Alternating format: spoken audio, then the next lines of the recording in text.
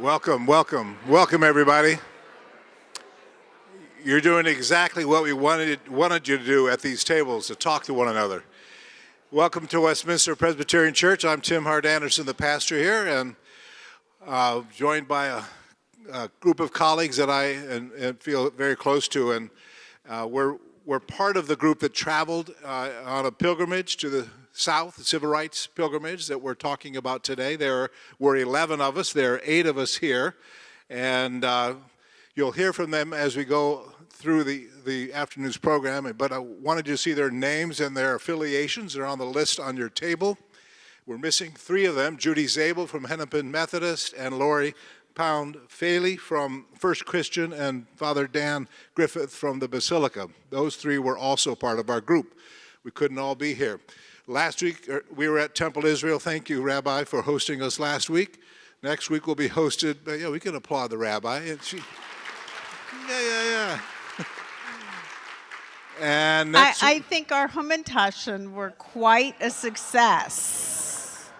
And, did you like them? Yeah. Good job. It's a Purim delicacy, so it's a Jewish holiday. And food to experience it. All right, so go ahead. Thank you very much. You're getting a flavor of the trip already. Yeah, if you're thinking there's only one woman and 7 men, 8 men up here, she can hold her own, trust me. And then we have Elijah McDavid, is a pastor of Fellowship Missionary Baptist, and that fellowship is hosting this next Sunday afternoon at 4 o'clock. It will not be like this. It'll be in the sanctuary. It'll be a worship service, celebration, good music, and preaching. And we'll also show another video. The videos you're going to see today are new. You'll see one more next week. And while we have him here, Keith Kopatz did all these videos. Keith, you want to lean out and wave?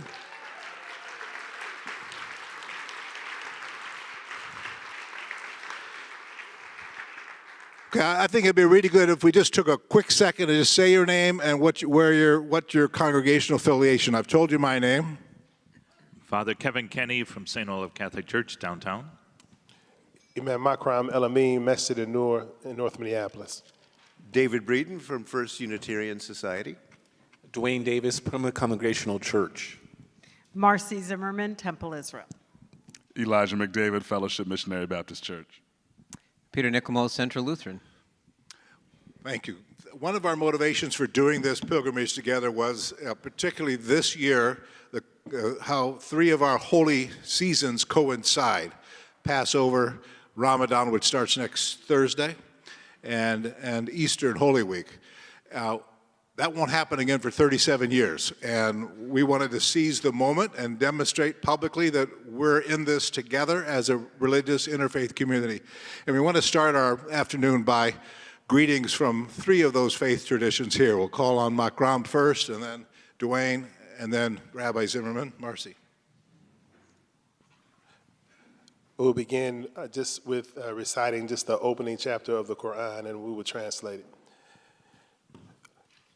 بسم الله الرحمن الرحيم الحمد لله رب العالمين الرحمن الرحيم مالك يوم الدين إياك نعبد وإياك نستعين اهدنا الصراط المستقيم صراط الذين أنعمت عليهم غير المغضوب عليهم ولا الضالين. With God's name, the merciful benefactor, the merciful redeemer, all praise and thanks and gratitude be to God, the Lord, the cherisher, sustainer of all the worlds. You alone do we serve, and you alone do we seek assistance. Guide us all upon the way that is straight, the way that earns your favor, not wrath, nor let us be among those who are astray. Amen.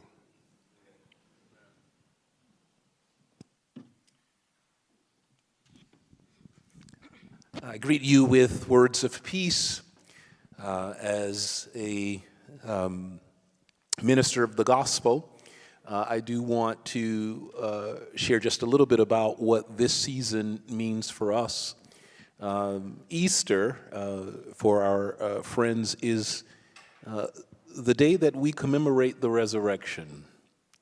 And we commemorate it because it is a testament to our works of justice being vindicated. That death is not the last or the only part of our story. That when we work for justice, that we see our neighbors as made in the image of God and love our neighbors and God with our heart, soul, mind, and strength, then death can never be the last word. And so we take this moment of the season of Lent in preparation for the commemoration of resurrection. Take an inventory about how well we have done, or if we have done, the work of justice and discipleship that we have been called to. And then we wake up on Easter morning and we bear witness that works of justice will always be vindicated, regardless of what happens to us physically. And so we are proud to stand with our siblings in the faith, testifying to the works of justice in our traditions. Thank you.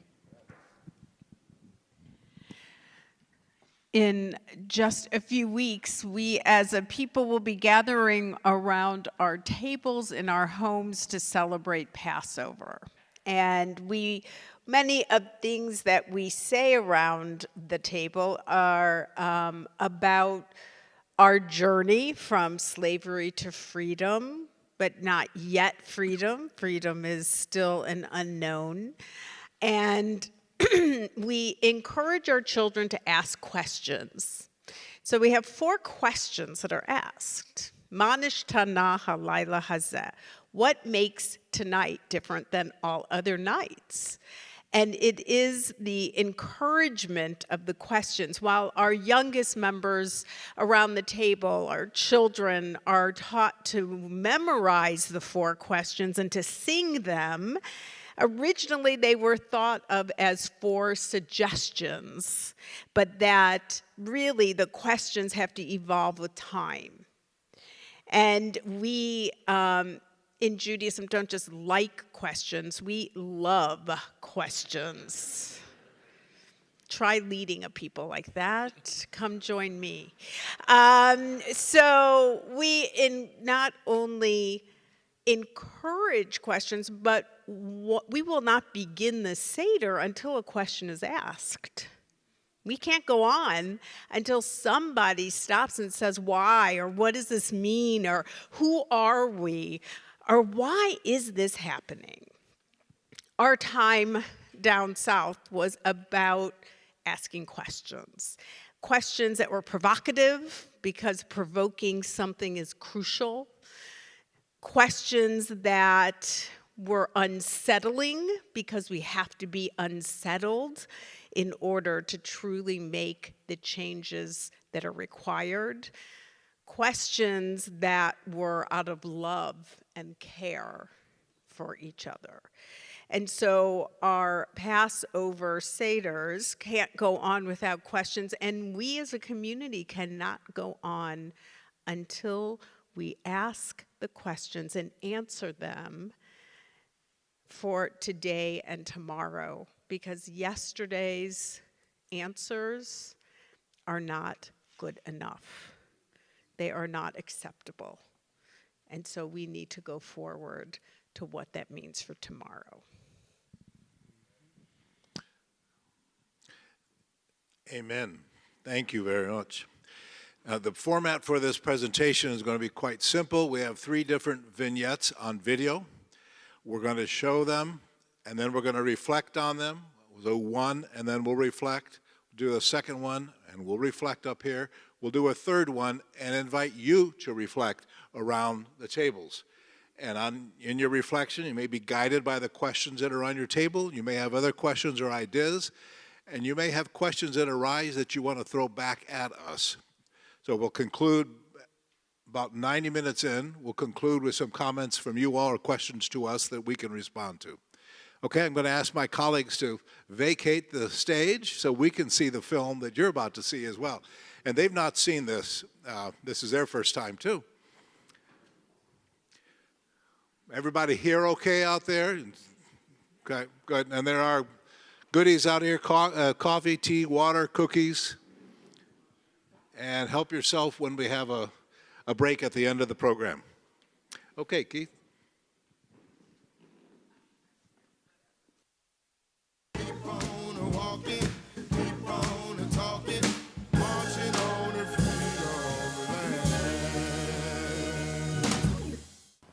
One of my own personal experiences in my bucket list was to walk across the Edmund Pettus Bridge to witness the very place, which is holy ground, where Bloody Sunday happened. And for me, it was inspirational to do that for the first time with my interfaith colleagues. We spoke together about the meaning of it as we drove into Selma, immediately saw the remnants of the storm that took place just days before. And we saw the destruction in the blocks leading up to the bridge. And then we stood on the bridge and said prayers together.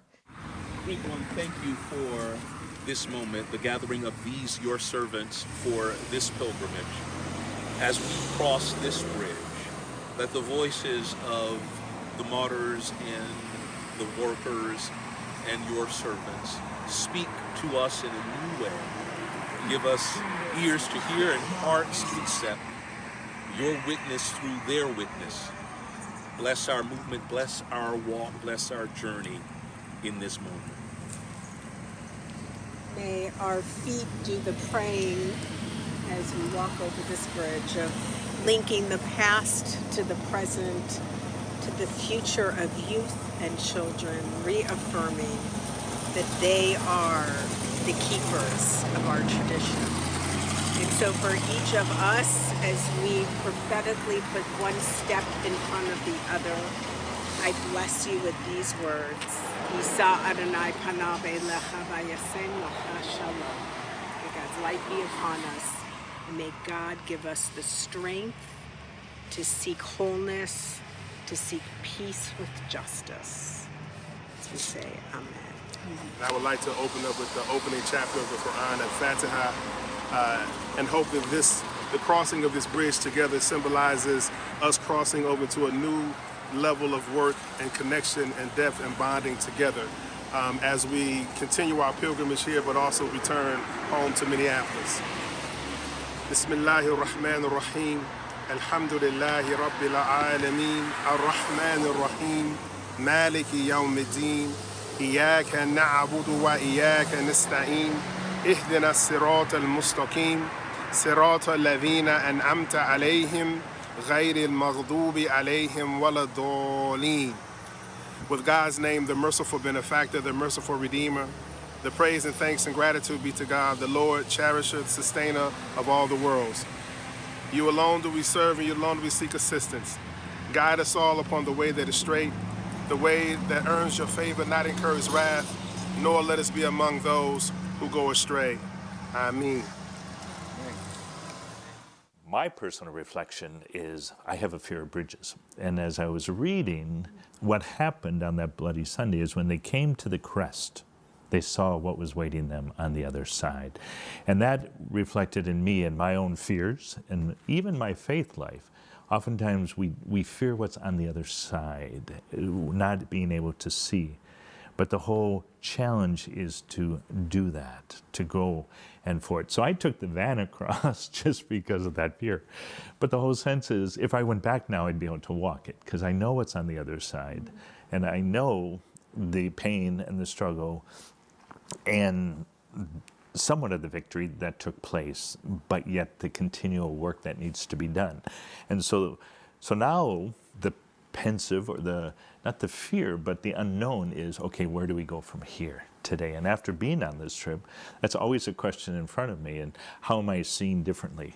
How am I reacting differently? How am I acting differently? But the whole sense is, it's not a negative, it's a positive unknown of where we can go and still what changes need to happen, and how we as a faith communities can do so and can work on that.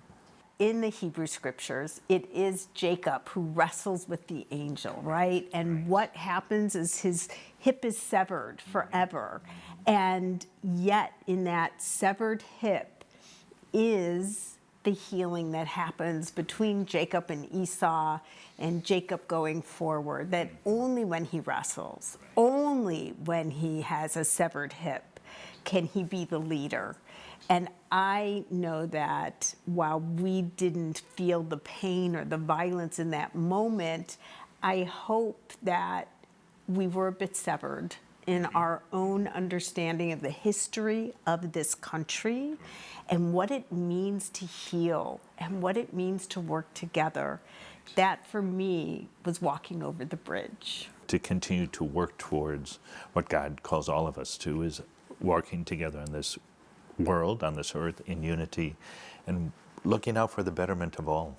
This trip really helped me have a response to those who don't want to teach this in schools, which is beyond my understanding. I don't understand it. It is so upsetting to me. But it was this idea that that through the pain, through the guilt, we have to feel the guilt. It's okay. It's okay to feel guilt. That's how we move on. And that's how we do better. Guilt is not a bad thing. Shame is difficult, but maybe it's part of the wrestling as well. That's okay. Now the question is, how do we confront the history and truly be truth tellers? Because it is only in that moment that we can go forward. And I have to say, I had implicit bias to the South. I really did.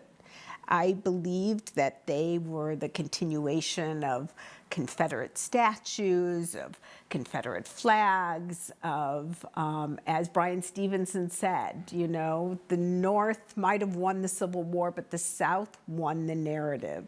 And that narrative has been difficult and painful, silencing the truth, very painful.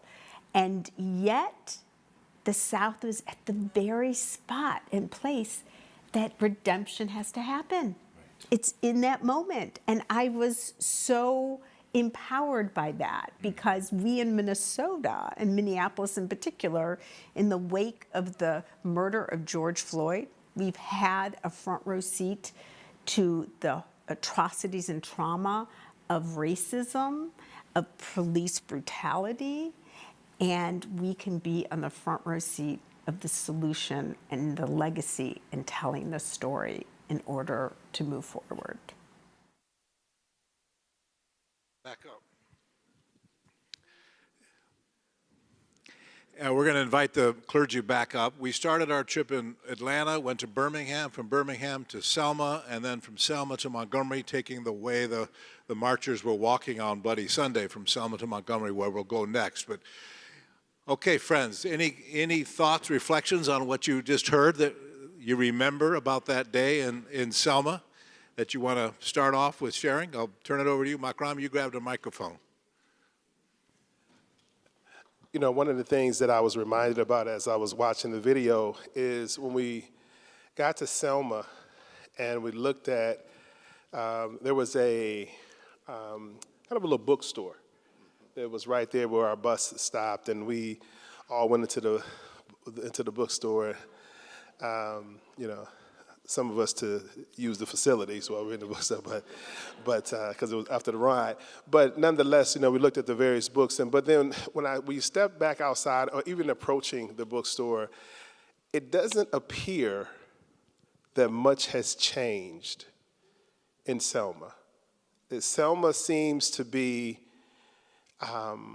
like it's stuck in time, just in terms of no development and no real investment. And I thought that was troubling to me.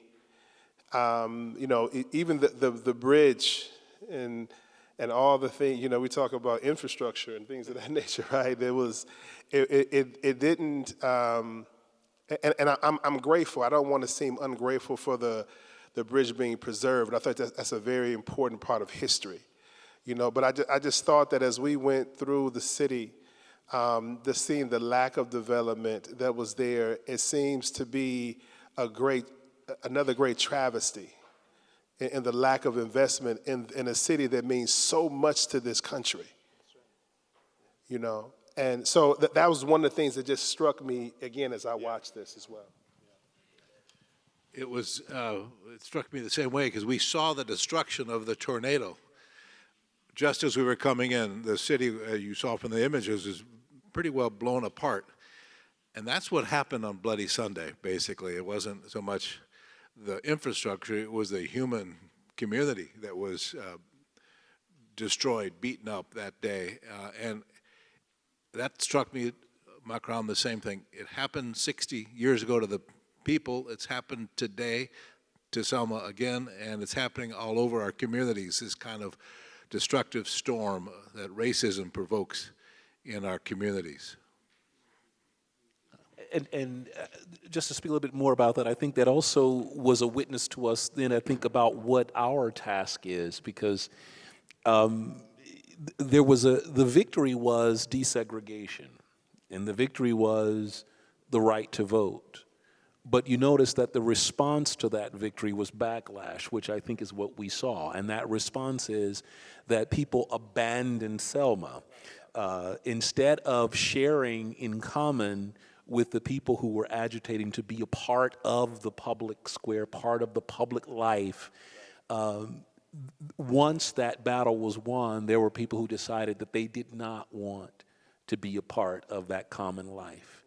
And Selma is suffering. But again, I think that speaks to exactly what's going on now. We know, again, even here in Minnesota, but across the research shows it over and over again that we have in some ways forgotten what it means to be. We've forgotten what it means to pursue the common good.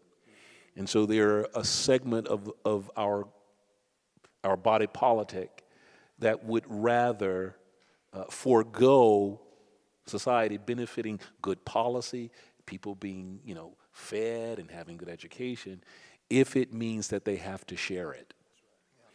And I think we need to call that out right now. We need to bring our body politic back to the idea that we share the public square and that the common good should remain our goal. Yeah, amen, amen. Well, just a poll. How many of you have heard of Appalachia? All right. How many of you have heard of the Black Belt? Okay, that's the difference. Appalachia is the poorest place in America for white people. The Black Belt is the poorest place in America for black people. And Selma is one of the central marketing towns for the Black Belt of Alabama. It actually stretches from Mississippi all the way through Alabama, a little bit into Georgia.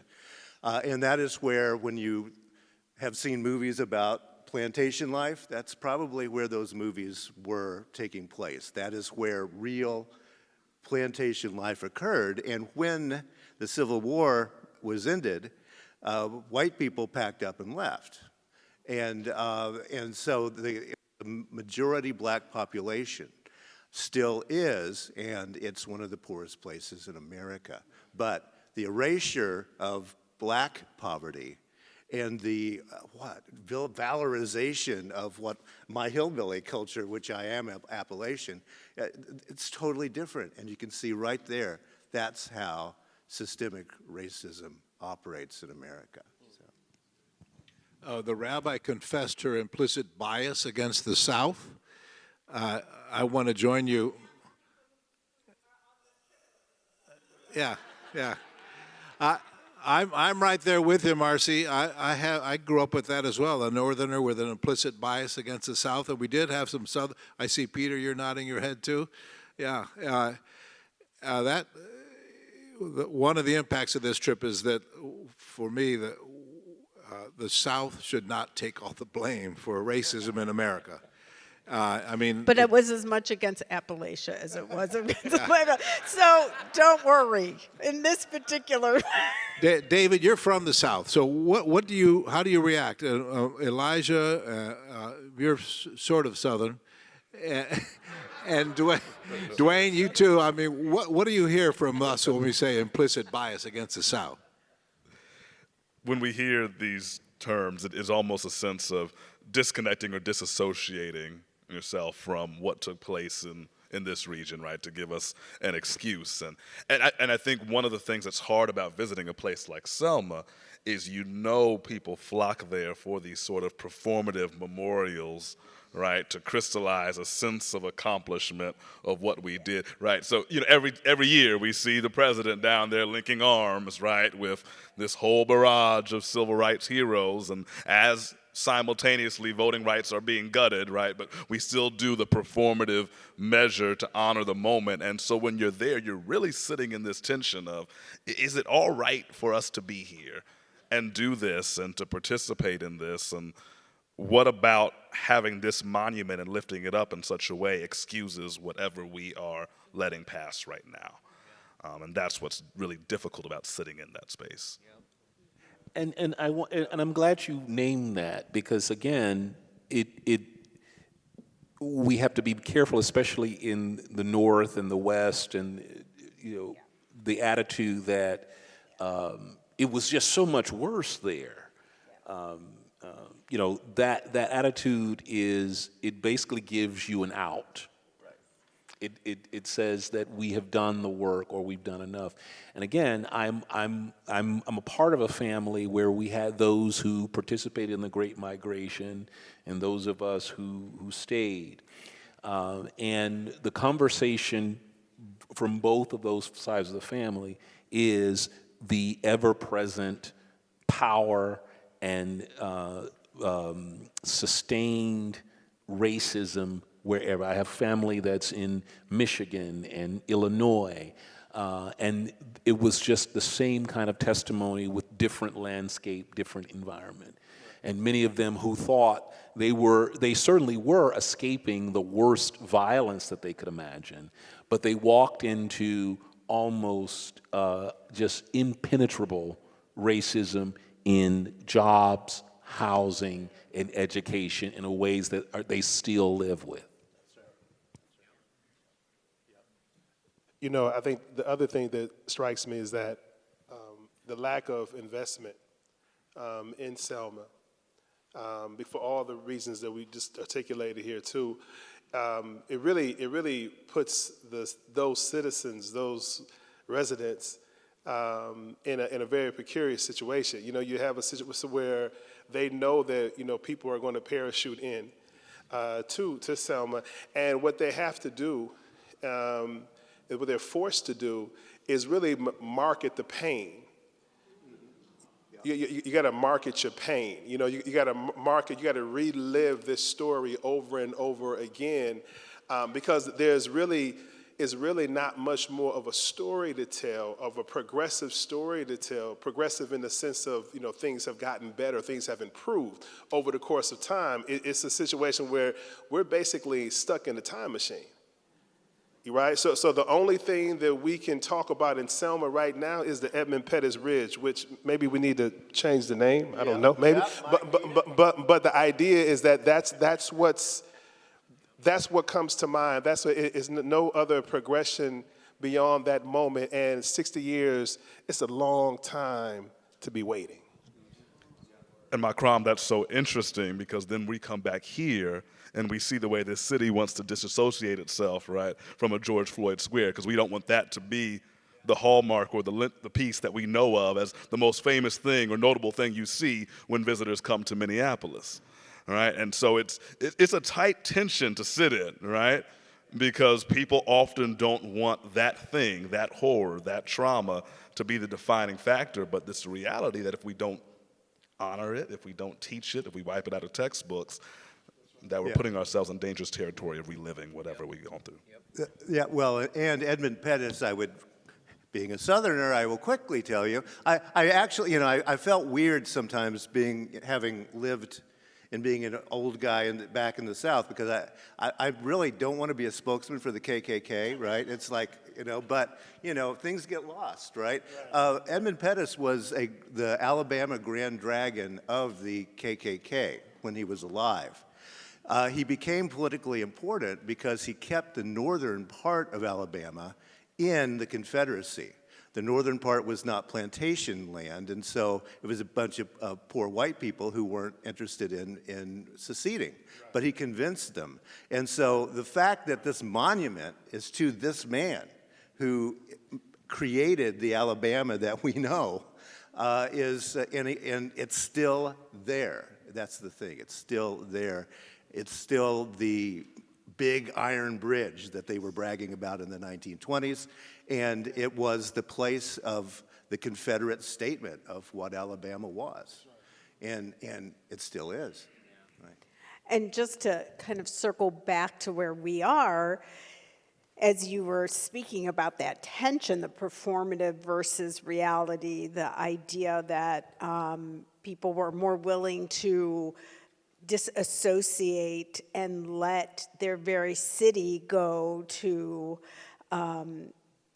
what Minneapolis, the city, has become, right? So we talk about it a lot. Everyone's saying, it's so scary downtown, Minneapolis, oh my God.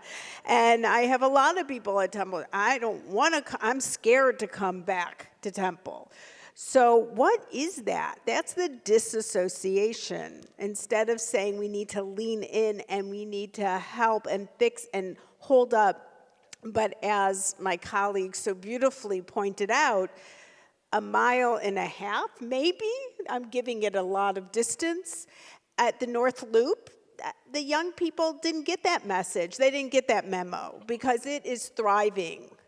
You can go on any day, any night, and it is thriving. So what happened? 1.5 miles we're talking about. So what is that? And how do we confront whoever it is, the business community, whoever's saying it? I don't know who. I mean, yes, we might know who. But how do we... Let's call them out. No, but what is that? Why have we become? Because it's a story as old as time. We have picked up that story. We need to counteract that story. One other thing that I would mention is, Brian Stevenson, when he spoke so eloquently, so poignantly at the Ebenezer Church, he talked about, he talked about something that just stuck with me ever since. He said the biggest crime that was committed was those who put forth the narrative that made it possible to treat people in a certain way, right? It's the narrative that is spun that allows you to dehumanize me in a way to where now anything that happens to me is justifiable. Anything that's happened to me, and he was talking about, mass incarceration, all the work that he's doing, but it's in any of these spaces, because while they talk about how bad downtown is, I live in North Minneapolis, and I get mail every week. People want to buy my house. So my community is so devastated, so bad, so whatever, but you're willing to offer me to buy my house cash quick. This is part of the narrative that moves us. So there are people like me who've been in this community for 40 years, and my mother longer, can't afford to live in this community anymore. So the narrative precedes the move. Okay, want to give Kevin? Do you want to say anything? You were talking about your fears and the bridge and all that. It's okay. I got nervous just watching that video. It was like, oh, where did that drone come in? I didn't know that was there. Tim, can you share your fears? What are your phobias? But the whole sense is that day it was kind of rainy and gloomy. And part of Selma that stuck out to me, I think there was an old military base there that was abandoned 20, 30 years ago, and they not redeveloped that. And it's a perfect space to put something in or to redevelop it, but yet, as we've said, no reinvestment there. And I was thinking, as well as George Floyd Square, you go down there and there's a certain cloud that is hanging over. And just this time of year that we're all in, Passover, Ramadan, Lent, Easter, is a sense of that redemption. There's a hope that someday the sun is going to shine there and it's going to come back. But the journey is still long in a lot of places downtown here. I mean, the journey will be long, but there is hope. And the hope begins now with us. And the hope begins in our youth, who may have missed the memo, but the whole sense is we need to look to them, to listen to them in order for us to move forward. Because as I said on the trip, I was 6, 7 years old watching on our black and white TV at home everything that was going on in the South in the 60s. And so now this became real. I mean, I could see it. I was there in the sense of feeling the spirit that hasn't left, the negativity, the down. But the sense of hope is when we are awakened to the light that shines in the darkness, the secret that we want to keep it a secret, right? Because we don't want people to know. No. But when that light shines, there is hope, there is redemption. And that's what our prayer is. And how do we continue that journey towards the brightness of the sun? Amen. Beautiful, beautiful.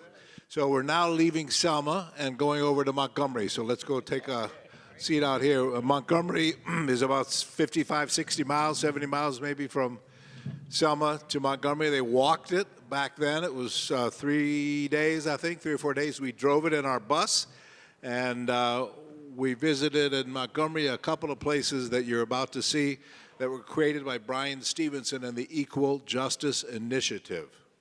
Okay, Keith.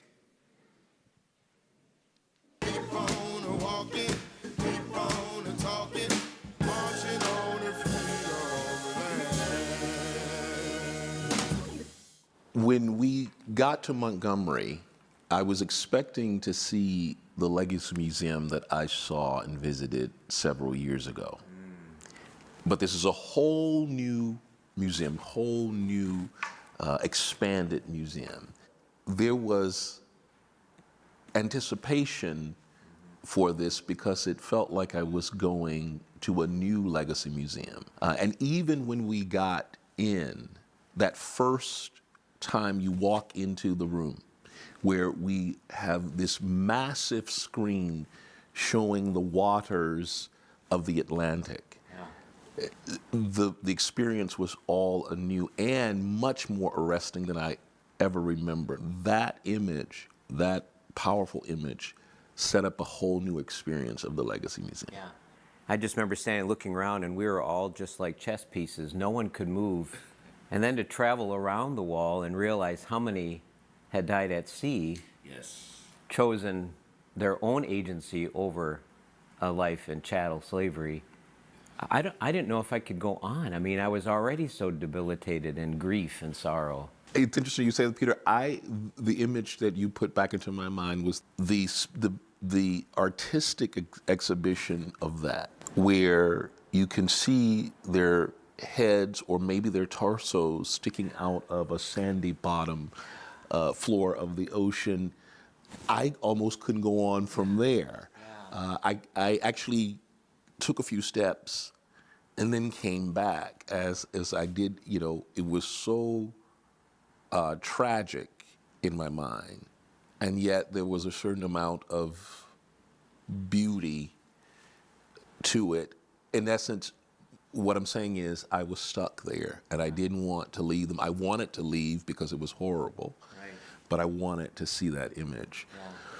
To arrive then at all of the jars of soil where the lynchings had occurred, that was another moment, I think, for the whole group, just standing in front of that wall. Right. And I took a little time to look at the places in Mississippi where I grew up. And I stood there looking at the places in my county and in Mississippi.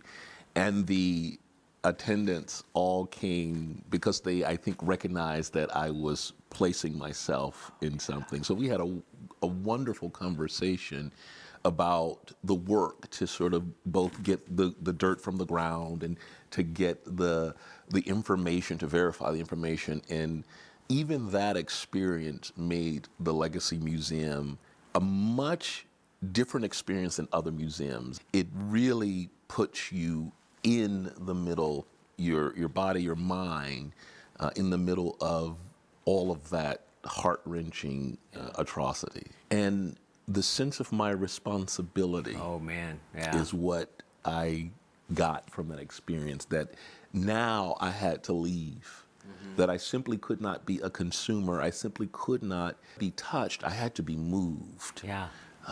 Like the cloud of witnesses cheering you on, like, okay, it's go time. It's go time.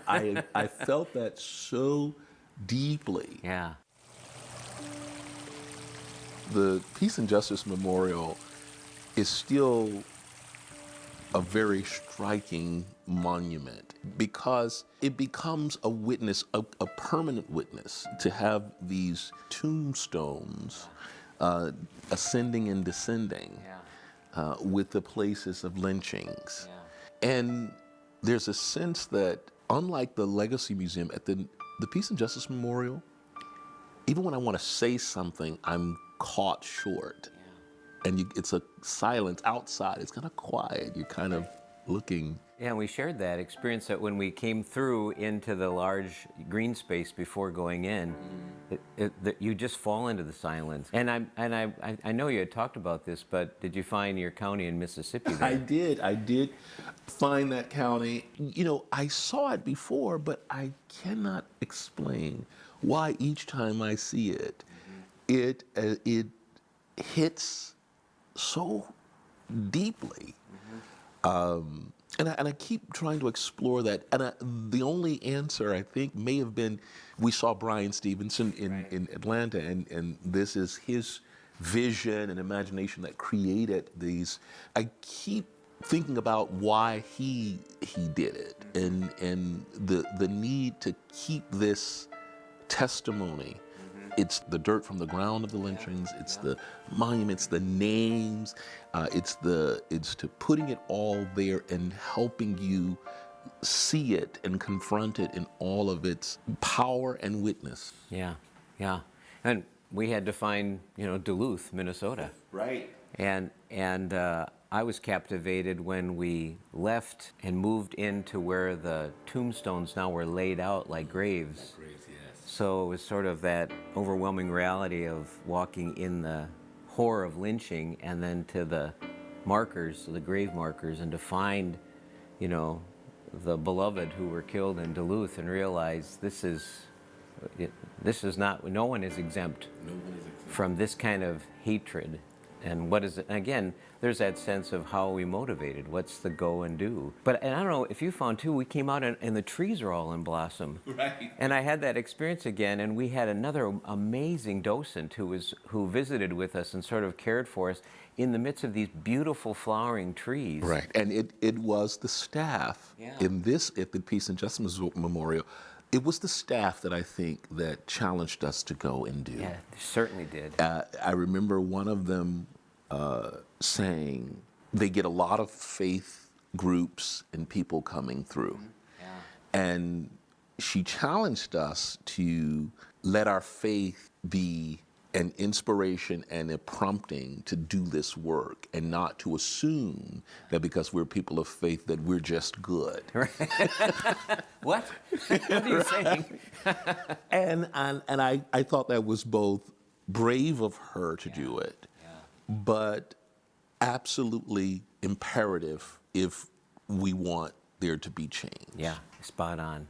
Yeah, it was absolutely spot on. And I just was filled with gratitude that we were there together in the depth of this experience with the call to be continually working, for change and transformation, but not alone in it. Not alone. We have friends, we have partners in this experience. Okay, let's head back up for some conversation. It was a powerful visit to Montgomery. And I found myself weeping again already just sitting here, remembering what we saw.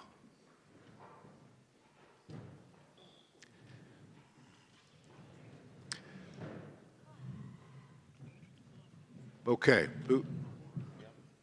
Who wants to begin a reflection on what you remember about that experience? Or, yeah, Rabbi?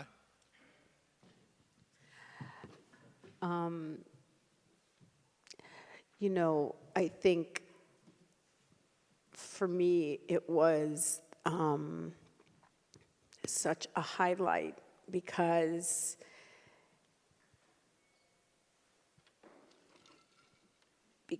again, when I think about people who don't want to talk about slavery in schools, or we were just hearing during that very same time what was happening in Florida around textbooks. I mean, it was like, it was the same exact time. And what, beginning with the waves and the people who died in the transatlantic journey, and then moving to all the different parts of the Legacy Museum, and you start with these stories of children and parents being ripped apart.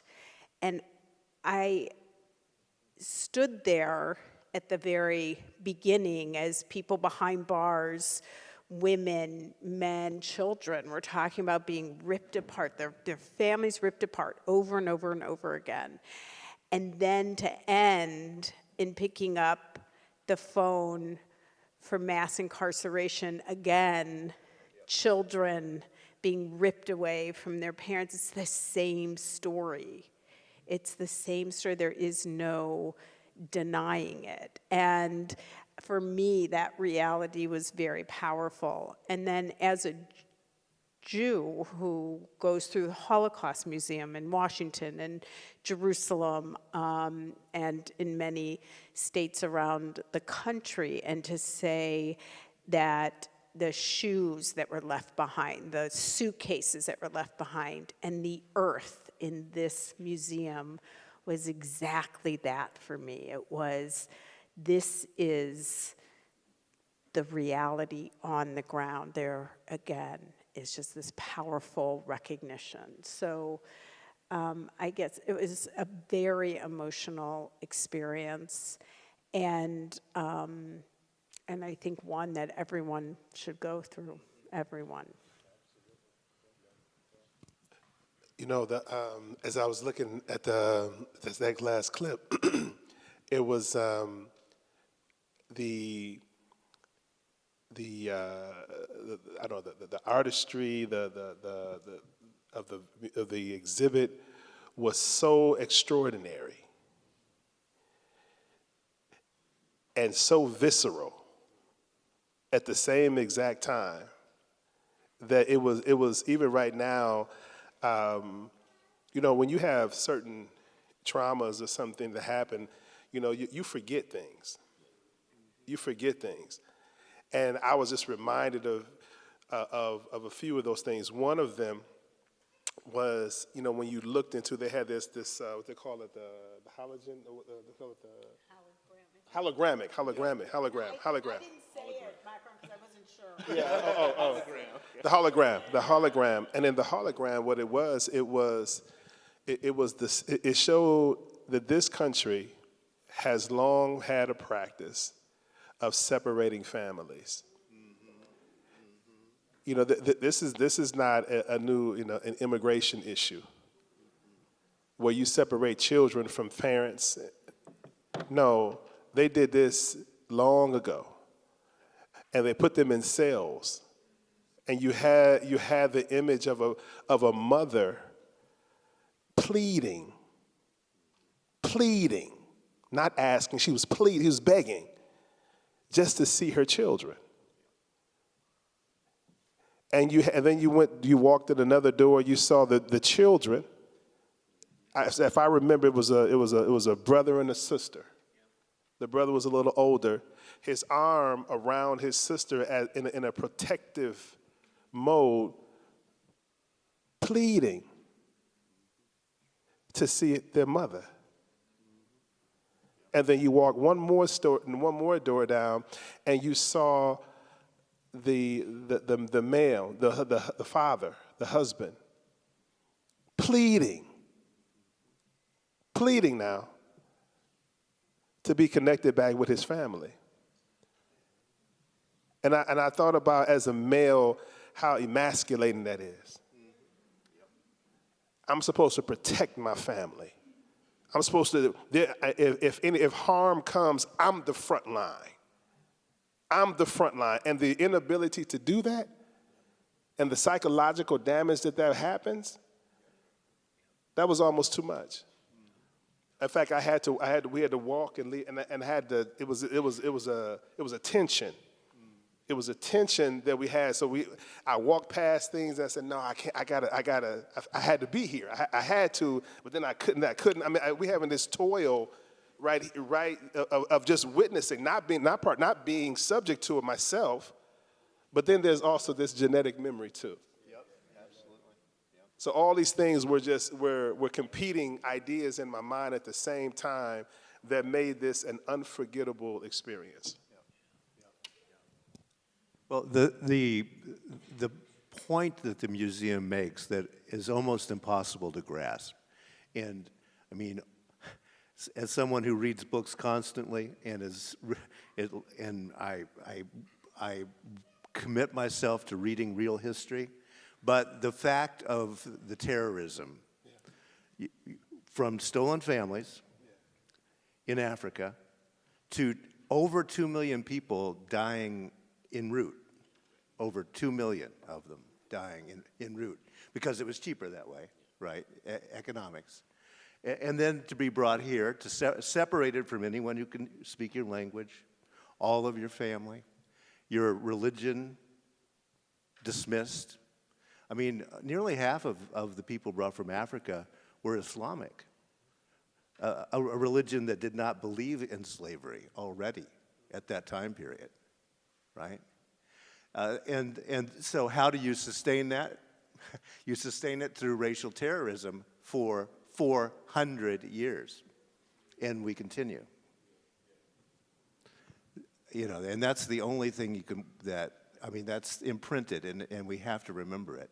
It was genocide, and it continues today to be exactly what it's always been.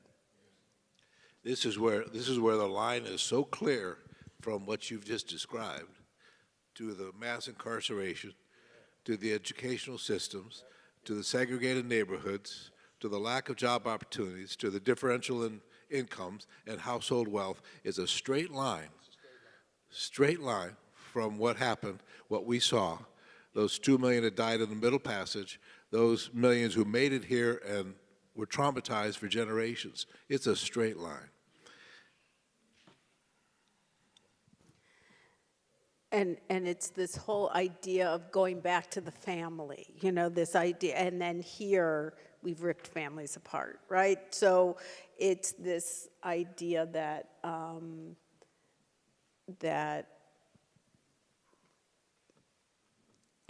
there was an NPR piece today that was talking about sort of the immense, in the 60s, the immense dichotomy of information and media and reporting that was happening in the 60s, and President Kennedy kind of put his foot down, where there were white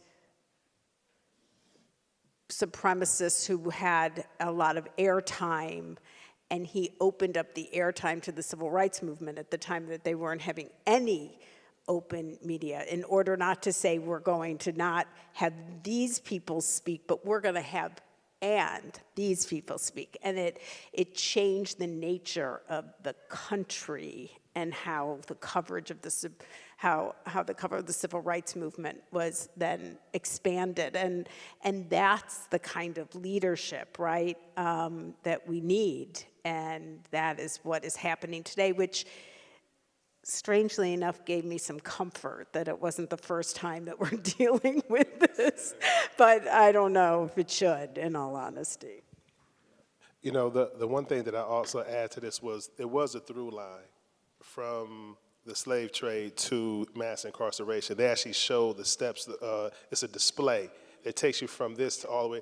I mean, and it weaves together the various and how the narratives had to be sustained over the course of time, right? To get us where but then it came to a point where you got to another point where the mass incarceration was, so one of the other, I think they showed it a little bit with the people in the cells. Modern day, people were sentenced to, they had some of the harshest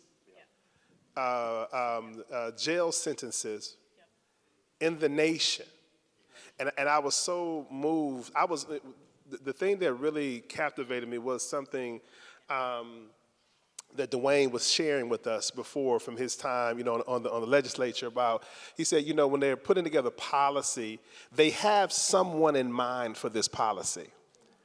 Someone is in mind for certain policies, so that they craft it in a certain way. It's almost like a little mousetrap or something, right? To where you get who you actually intend, even though the language is painted as though it's like this open-ended kind of a deal, which accounts for the numbers of massacre for black and brown people in this country, though the population is growing but waning behind. You know what I mean? It was just such a thing that really just came to life, and I think that if you have not made this journey, I'm imploring you to make it your business to do it.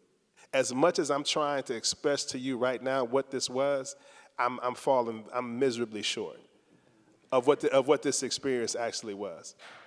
You really need to see this. This needs to be something that is a part of not only our educational system, but we need to make this a part of our faith journeys to see this. Kevin? I just want to say as well, very emotional that day on our trip. And walking through, we're all reading the names of all who were lynched back then and stories. And I mean, talking about families and a woman who was lynched because she scolded 3 little girls, white girls, who throw stones at her. And she was lynched because she did that. I mean, taking a mother, a grandmother away. And I think about today in the whole sense of what we would consider lynching today, but in the sense of social media, cutting somebody off, robbing the spirits of people. And it doesn't have to be taking their life, but when you take the spirit away from people, how do you regain that in the sense from generation to generation? And just that whole lynching thing of how recent that was and how recent it still goes on in many different ways, and how we tear families apart, how we kill the spirits of folks. And you just look at the opiates, the drug overdoses that are going on today. Why is that? Because we're searching for something. There's something that's missing out there that has been stolen from us, that has been taken from us. And how do we find that? Peter, I want to give you a chance here, and then we're going to go to the next video. Yeah, we've named it well, that to walk through the incarnation of hate is almost unbearable. And the only way to tend to it is when you're with friends you trust, who help encourage you. And you don't want to move to it too quickly, but in each of those experiences we move to beauty. After the museum, they have an art exhibit. And Dwayne and I were talking that we all kind of stumble into this art exhibit, and the docents are there, and they're all looking at you like, so how are you? And what do you need? And here's some beauty. Because you can't go back into confronting hatred unless you have a sense of beauty. And part of the beauty, of course, is the beauty of relationships and friends and gatherings. We don't know each other. We come from all of our traditions. But isn't it inspirational to hear from all these traditions a shared witness? It's not just your clergy saying you got to do this, and often in our culture we look at our clergy like, well, that's what you're saying. But for folks from Central, look at the beauty of what's being called out, and how do we think about that? Because we got to go back into the hatred. But it's not separate than the hatred. No. The art comes from the trauma. Right. The art is the working through the trauma, and it is leaning in, and that is where sort of trauma inheritance needs to heal, right? So that to me was like, oh my goodness, this is all about the trauma, and it is the way to find the beauty in it. And so I think that to me was a continuation. It wasn't separate. It was a continuation of the story. Good. All right, let's shift off the stage. We're going to go to our next video, the last one. We moved through these places on a bus together. The woman who drove us, turns out, African-American woman who was Muslim, and she was listening in the whole time we drove and had lots of comments, and she came into the Peace and Justice Memorial. You saw me walking with her at one point and talking to her. She was wonderful. We had a great time with her. So the bus, a lot of things took place on the bus. Most of our travel, in fact, all of our travel was by bus from Atlanta to Birmingham, from Birmingham to Selma, from Selma to Montgomery, back to Atlanta. And then we were on the bus in Atlanta as we went to different sites and places of worship. We found that our discussions on the bus were intense and informative and productive in many, many ways, but they were also very humbling for those of us who are white. There was a time going from Birmingham to Selma, we were stuck in traffic, and all of a sudden we had a conversation based on experiences that our African American siblings have on a daily basis, and conversations that they have to share within their homes. We got to listen. That's right. That's right. Yep. Well, and we did listen. That was the main thing. Right. You know, I mean, we white folks, many of us have been through all kinds of anti-racism trainings, and we've read books after books after books. But sitting down and listening to Black people talk about their experience is the most instructive thing of all.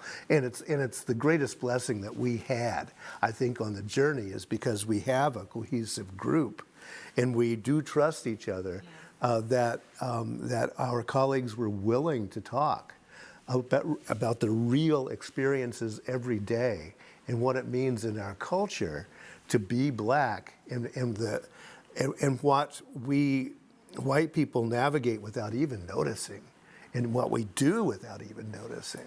These are the kinds of things. So they usually, you know, talking about people not voting and all that kind of stuff like that. I can understand it even if I don't accept it. I can understand why a person would arrive at a place where there's seemingly so many hurts, so many harms, so many abuses, and no recourse. Then I lose faith in the system. We talked about this yesterday. The most dangerous person in the society is a person that feels that they don't have recourse. That I can't get any recourse. That no matter what I do, it's still going to be that. Listen, you're playing with dynamite. You play. I mean, a person can only take that so many times when it's not quite just. It's not. We don't quite get there. It's not. They tell you wait. We're making progress. You're doing. I mean, it's your fault. Yeah, exactly. That's the gaslighting part of it, right? The whole idea, just wait, just hold on. Black people are making progress. We had a Black president. We had this guy. But people like, whoa. Wait for what? Nobody else is waiting. Everybody else is moving on. Nobody else is waiting. And it's the idea of not being validated, not being taken serious, not being, at some point in time, it's like, come on, what's going on here? That's my question. That's my question. I'm telling you, it's the silence of the friends. I know who my enemy is. I'm going to combat them. But what about everybody else? That's the issue. That's another issue, So this stuff is so layered. It's so layered, and it's every society, from redlining to education, to be denied business loans, to try to get into the political arena. Hell, they was just trying to worship, and they was bombed trying to worship, man. I mean, come on. I mean, what? Where are we? Where are we now? So It's a lot, and there's no recourse. There's no repair. There's no repair. People just gotta go to sleep, get up, and we gotta do it all over again. We gotta do it all over again. As crazy as Alabama is, because we're in Alabama, you know, in terms of the history and all of that, their educational disparities, they're better in education for black folks here than it is in Minnesota. Absolutely. Out question. The outcomes for black students in this state is better than our state. Without As progressive as whatever, use whatever adjective you want for us, right? Down here where we got bombings here, memorials here, we going from one place to the next and all that, black students still get a better education here. What does that say about our state? This is the outrage that I'm talking about. We need to bottle this and make something happen at home. I mean, you can't come here. We look around. We did all these exhibits. You know, I'm talking about my glasses. I can't even look at it anymore. But then when I go home and lay down, I think about the black students still get better educated than back home, even with all this stuff. What does that say, y'all? I'm telling you, this is an indictment. It was such a blessing that our colleagues were willing to be open and to talk and sacred listening. I mean, all of us need to do more listening, but certainly in those moments when we were listening, we were hearing the real story of what it really means to be alive in America today. Right. It's not a movie. It's not a book. It's not, it's what's happening this afternoon. It's what's going to happen tomorrow. And we must work until it doesn't happen anymore. Right. I was so focused on being in the South myself. One was about the nostalgia of the South for me, and negative nostalgia for that time period. But I was focused on how bad the South can be about racism. And the quick lesson there is that that's not what we need to be talking about. It's easy to put off on them what the problem is, but we have the problem right here. And we can deal with it right here. It's not about spreading it around or saying othering and saying, oh, those Southerners. No, it's right here, and we have some work to do here in Minneapolis. That's my hope from our trip, is that our eyes were opened to see the racism right here in our own cities, in the Twin Cities. The conversations on the bus helped us, being able to go and be somewhere different, to where we had to listen to each other. We come back and we see Minneapolis and St. Paul and the surrounding areas with different eyes. That's right. And we hear those conversations from the bus with everything that we look around. Okay. Keith, thanks again for these videos. They're really helpful.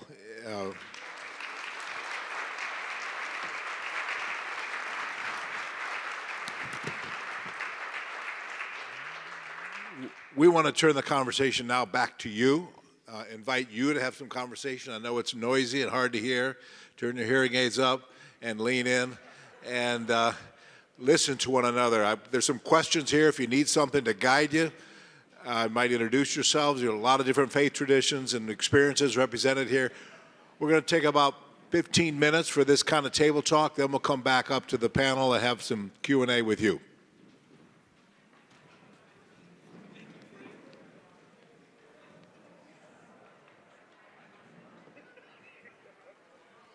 He hears you enough at home. Okay. All right. It's clear that you're having great conversations, so I feel I don't want to cut you off, but I'm going to do that. Sorry. Thank you for speaking and for listening to one another and for listening to us and our experience. We have a couple mics. Margaret Fox, one of our ministers there, and Megan Gage Finn over here, one of our ministers. We'll circulate and bring the mic to you if you have something you want to say to the group or the panel, or simply ask a question or comment, something that came up in your group perhaps. It looks like the Reverend Doug Mitchell, native of Birmingham, Alabama, is going to have something to say.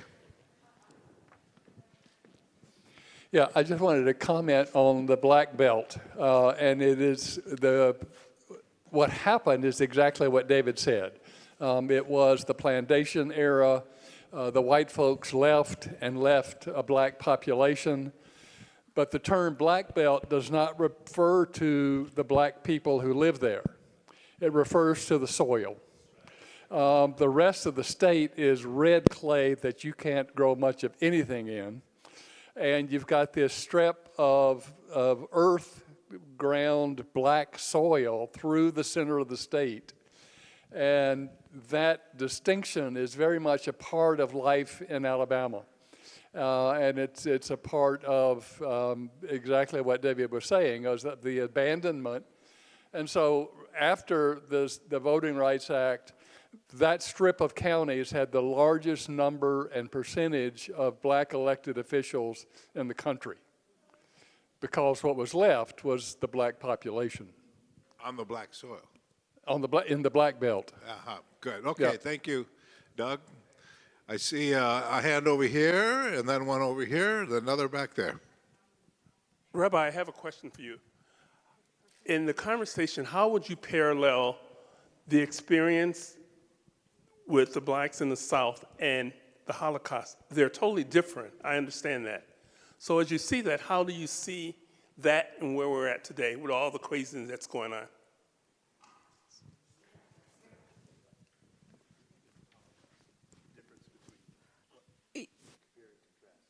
Yeah. It's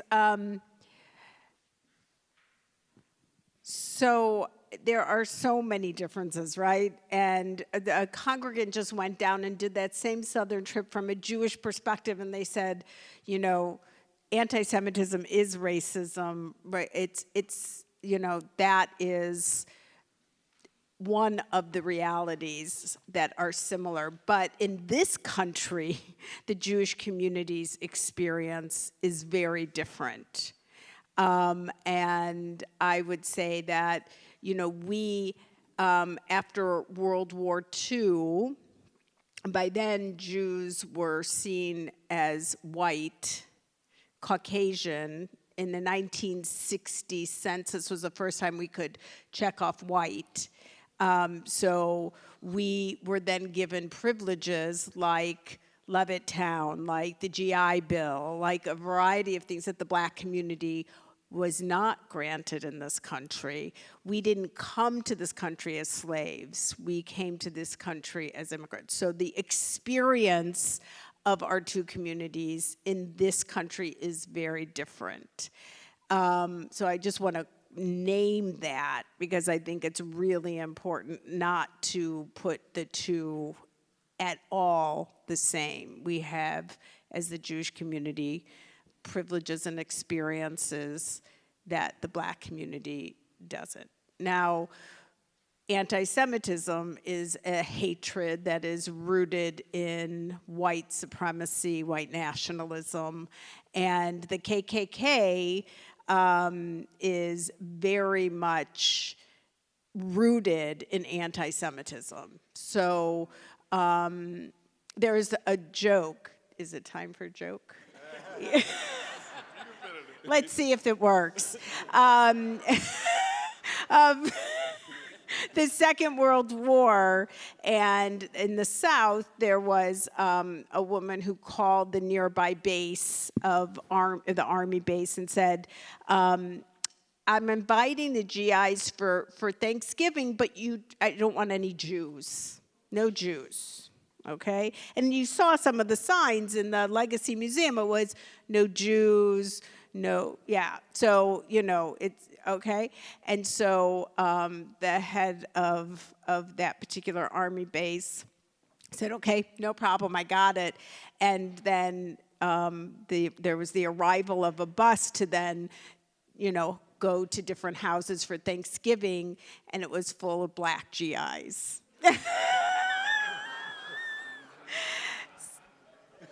What do you think?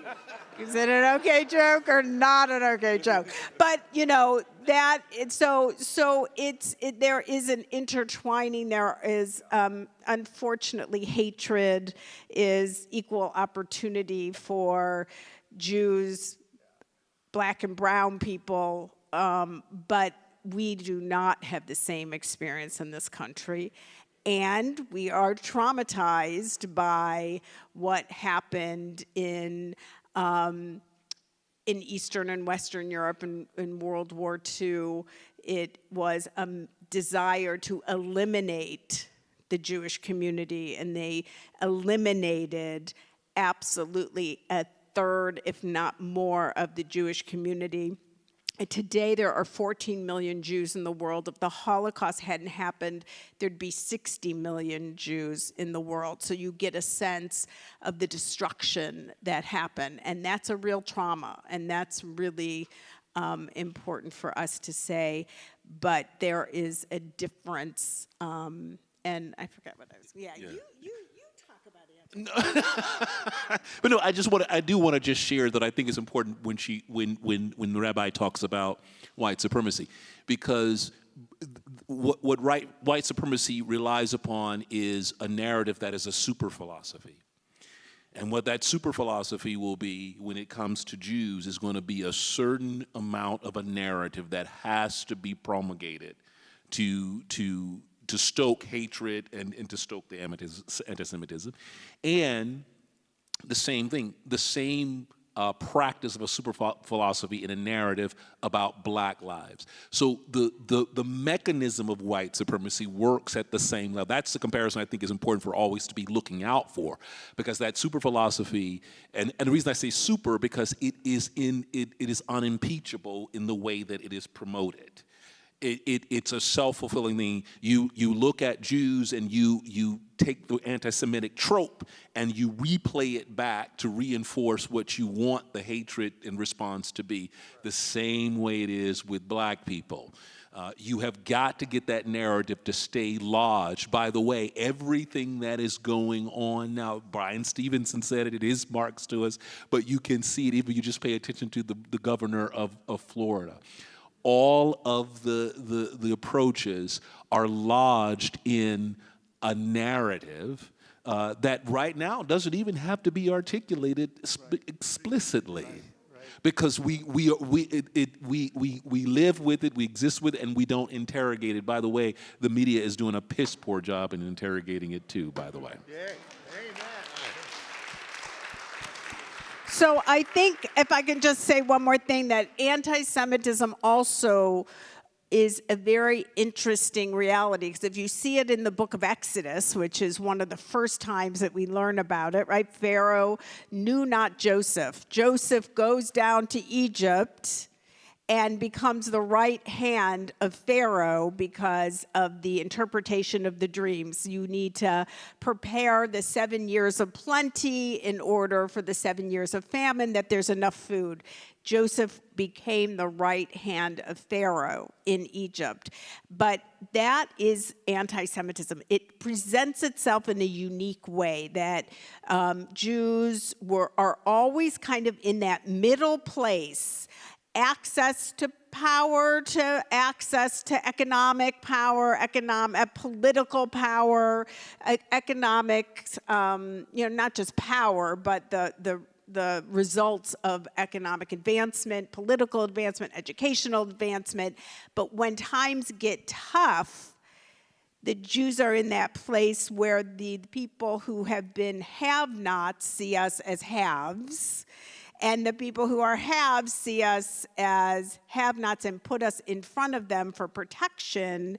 And so then you've got this story of this complicated piece where there isn't the ability to go to black and brown people and say, we need to create allyship, we need to create a connection, because the Jewish community has been in this very different place. And it is exactly how anti-Semitism happens over and over and over again. So we see the Pharaoh, that Joseph, who's the Pharaoh's right hand, that Jews have made it in a foreign place. But then the minute there's a complication, it is the vulnerability of that position so it shows itself a bit differently. Okay, that's it. Good. Thank you, Rabbi. Now we have back here, there's a hand, and there's one over here, one over there. Rabbi, when you introduced the trip at Thanksgiving, you promised that this was going to happen, and you have fulfilled your promise in a very positive way. And my brief question now is, when will you share how we're going to get into good trouble going forward?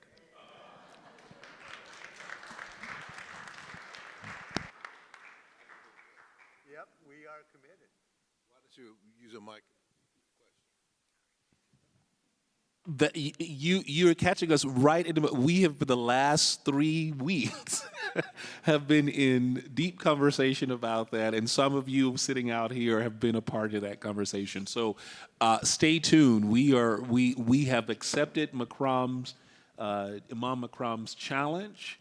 It is not lost, and we, at this very moment, are in conversations about how we, not only what we want to do, but how to best position ourselves to be a prophetic voice in doing it. So, and we need our congregations absolutely to be present in that. We can't do this alone.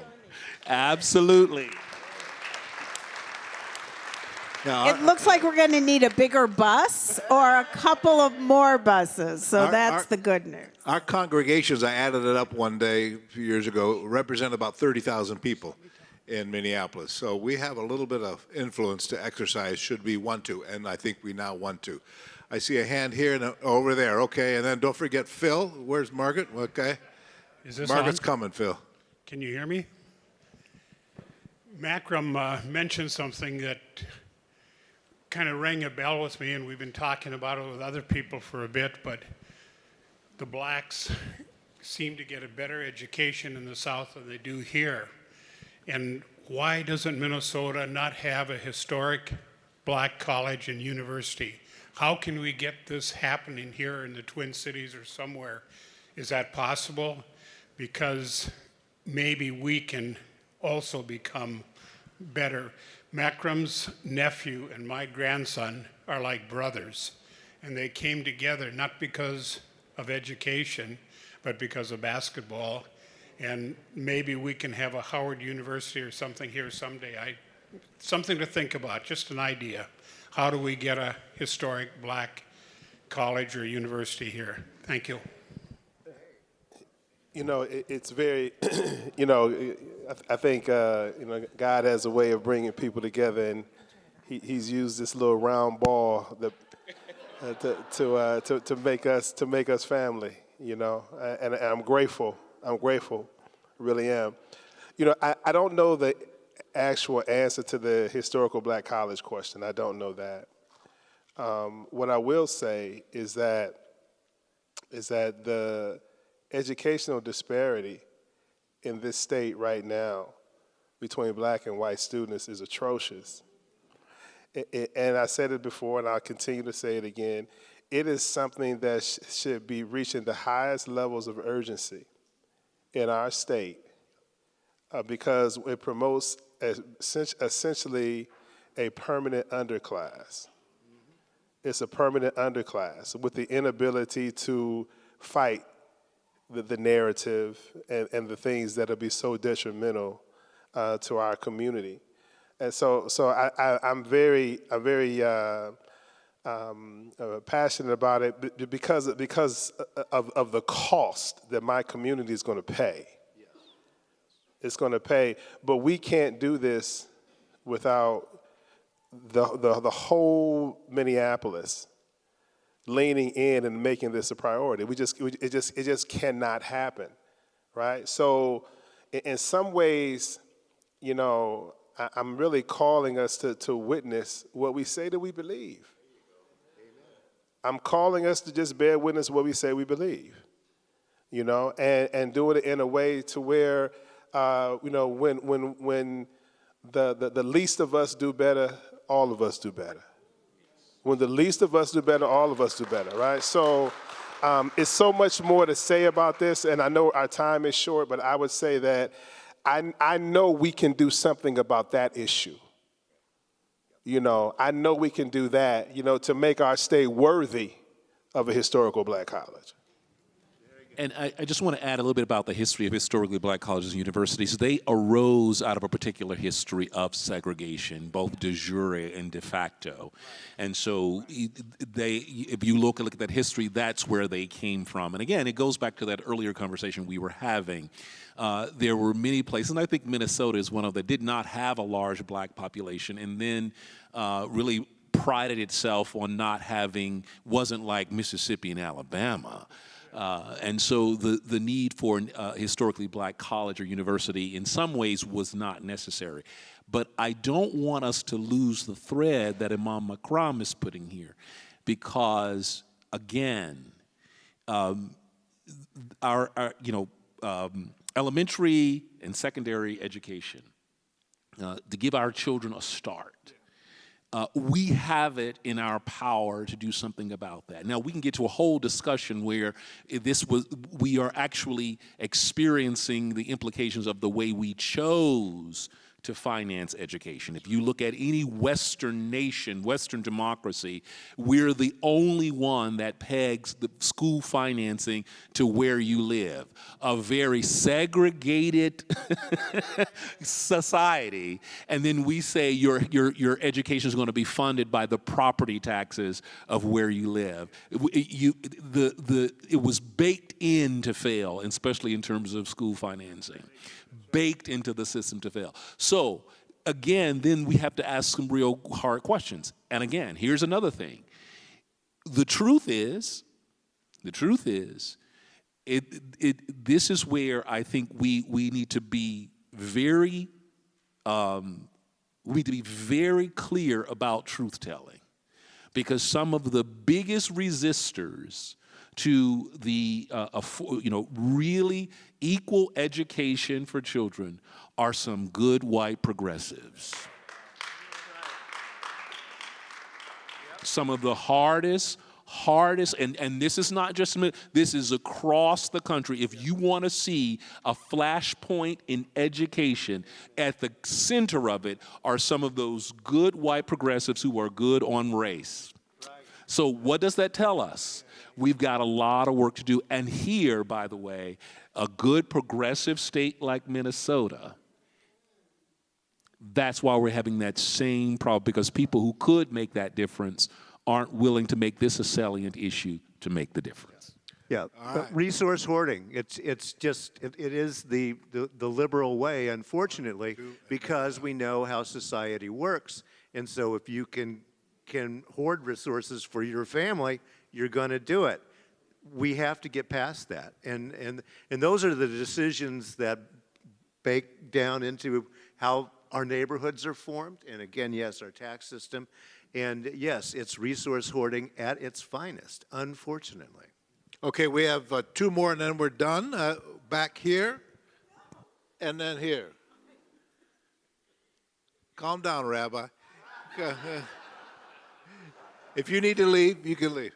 Okay. But I'm just honoring the hands that were up. We'll end right here with Janet. Okay, Phil. So I just wanted to share a comment that came out of some previous discussions here at Westminster on several discussions that have occurred on racial justice. And one of the discussions that came out of one of the groups was, what's needed? What do we do going forward?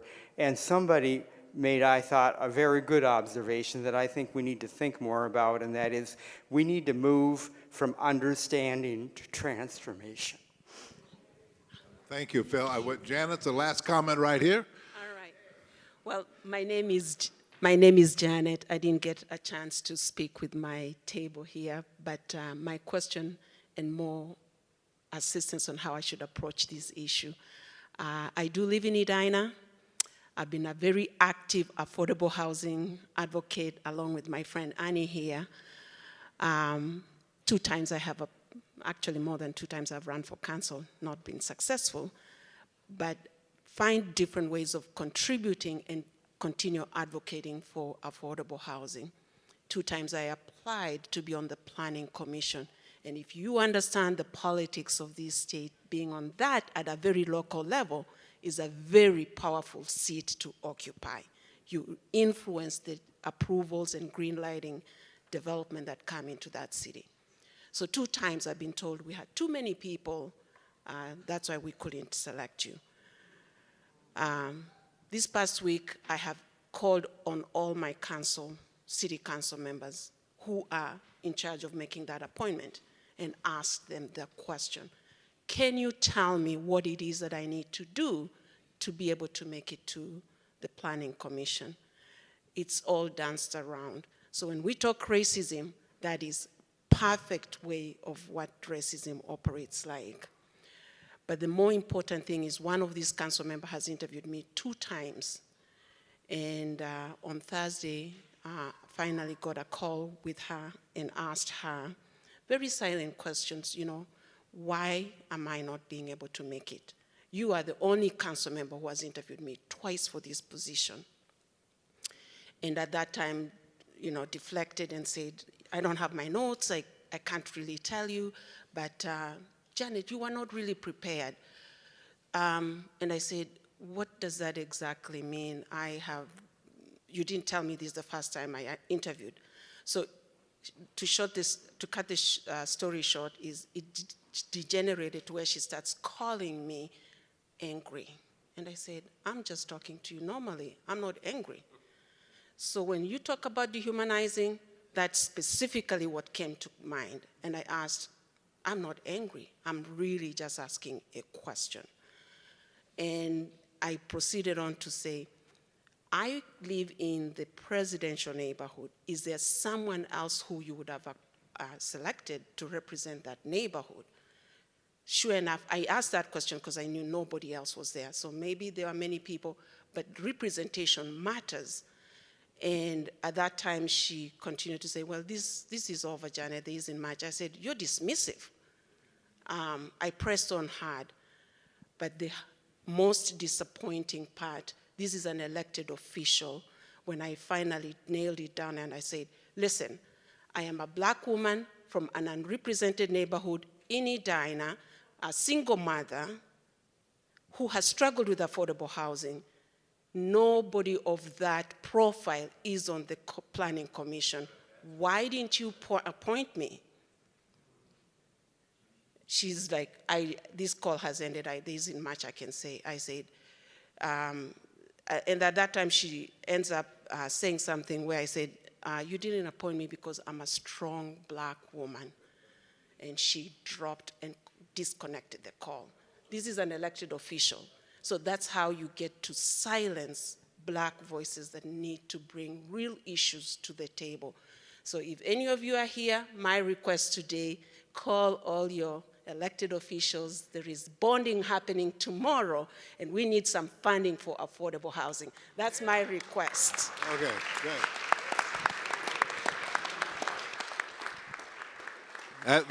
That is a good action-oriented note to end on. Janet, thank you very much for that, for your witness. And to my colleagues, thank you for your presence, your remarks. And all of you, thank you. Next Sunday, 4 o'clock, with Elijah McDavid up at Temple Israel in North Minneapolis. Fellowship Missionary Baptists for a celebration service, and we invite you there. It'll be live streamed. Thank you for those of you who are on the live stream. Next week. You want to... If you could help us by, all of your cups are compostable. Find a compost on your way out. Thank you. Okay, good work.